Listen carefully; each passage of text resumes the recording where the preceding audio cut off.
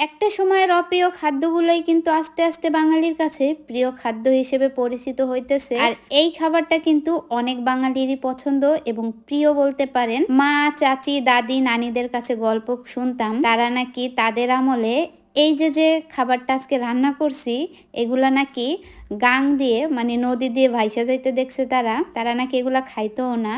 কিন্তু দেখেন সময়ের বিবর্তনে আর পরিবর্তনে আস্তে আস্তে বাঙালি সেগুলো এখন বাজারে গেলে ভাগেও পায় না।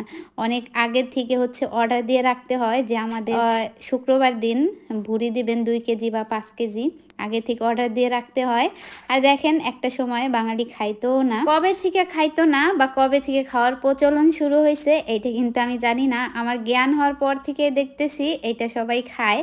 তার আগে থেকে হয়তো বা অনেকে খাইতেও না বা কিভাবে রান্না করতে হয় বা কিভাবে খেতে হয় এটা কিন্তু জানতেও না। ওই যে কথায় আছে না, যে মাছে কাঁটা বেশি সে মাছে নাকি স্বাদও বেশি। আসলেই তাই, যে জিনিসটা স্বাদ বেশি সে জিনিস একটু পরিশ্রম করেই খেতে হয়। এই যে ভুড়িটা হচ্ছে আমরা বাজার থেকে কিনে আনি, এখন কত সুবিধা হয়েছে, বাজারে পরিষ্কার করা ভুড়ি কিনতে পাওয়া যায়।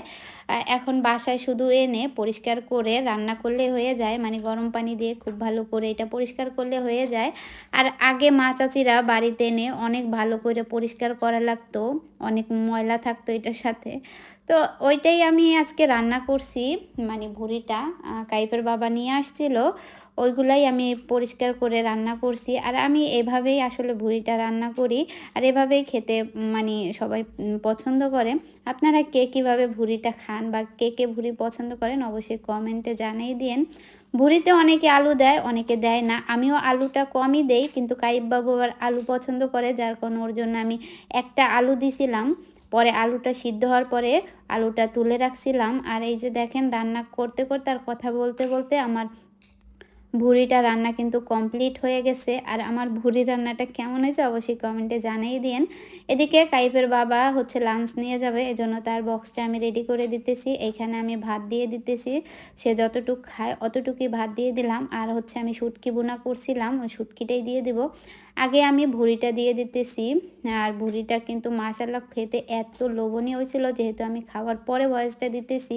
আর এত মজা লাগে ভুড়ি, আসলে যে একবার খায় সে কিন্তু বারবার খায়। তো আমি কিন্তু খুব ভালো করে এটা পরিষ্কার করেই রান্নাটা করছি। ৩-৪ বার হচ্ছে গরম পানি দিয়ে ধুইছি, তারপর হচ্ছে গরম পানি দিয়ে আগে সিদ্ধ করে পরিষ্কার করে নিছি। তো এই যে কাইফের বাবার দুপুরের লাঞ্চ রেডি। এখন আমি গোসল করে নামাজ পড়ে এইটা এখন খেয়ে নিব।